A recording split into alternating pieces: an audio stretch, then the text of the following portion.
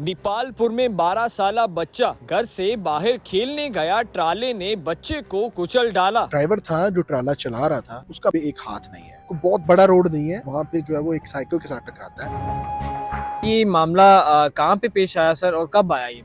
Basically Dipalpur main city का वाकया है, जहाँ पर एक बच्चा जिसकी उम्र तकरीबन 12 साल है, वो अपने नाना नानी के घर आया हुआ था। और जैसे नॉर्मली बच्चे बाहर जाते हैं खेलने कूदने या कुछ चीज़ लेने, ये वैसे जाता है। और ये एक बहुत बड़ा रोड नहीं है, और वहाँ पे जो है वो एक साइकिल के साथ टकराता है।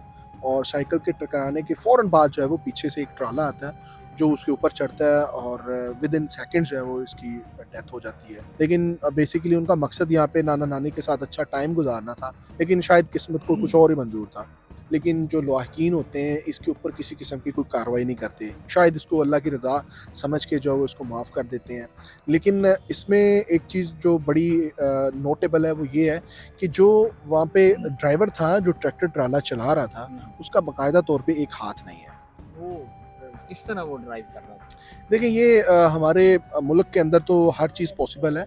और जैसे आपने देखा होगा कि यहाँ पर अंधों के भी लाइसेंस बना दिए जाते हैं, तो एक हाथ उसका, अब ये नहीं कंफर्म कि वो लाइसेंस बनने के पहले कट गया था या बाद में कटा है, लेकिन बाकायदा तौर पे वो एक हाथ से जो है वो ट्रैक्टर ट्राला चला रहा है। और ये वाकया भी उसी से जो है वो रूनुमा हुआ है। ट्रैफिक पुलिस को या पुलिस को ये देखना चाहिए था कि अगर एक इंसान माजूर है तो वो किस तरह से इतनी हैवी जो है वो जो है ट्राला चला रहा है, हैवी ड्यूटी जो है वो एक व्हीकल को जो है रन कर रहा है, वो भी रोड के ऊपर।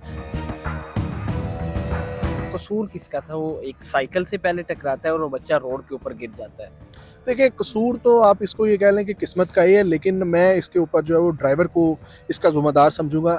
साइकिल वाले के साथ टकराया और वो बचने के लिए थोड़ा सा पीछे हुआ है, तो फ़ौरन जो है उसको इतना टाइम ही नहीं मिला कि वो जो है ना उस चीज़ को देख सके या उसको रोक सके।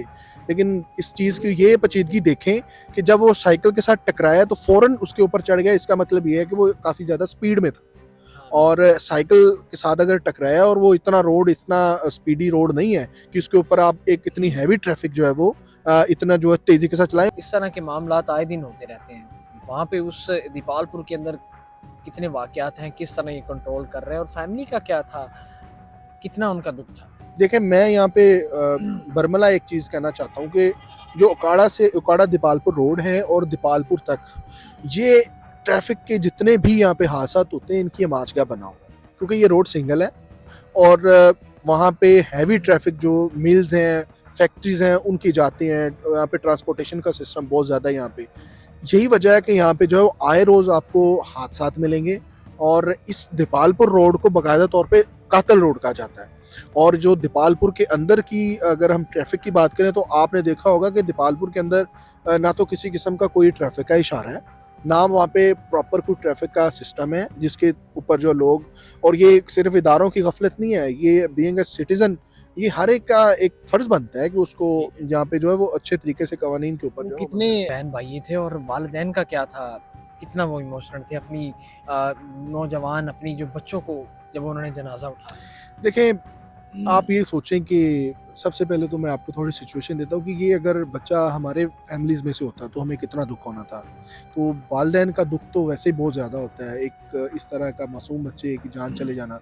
और वैसे इसको देखा जाए तो ये 3 बहन भाई थे, और 3 में से अब एक नहीं है। तो ये बड़ा ही जो दुखी एक मोमेंट है वालिदैन के लिए। और वालिदैन ज़ाहिर है गम से निडाल हैं।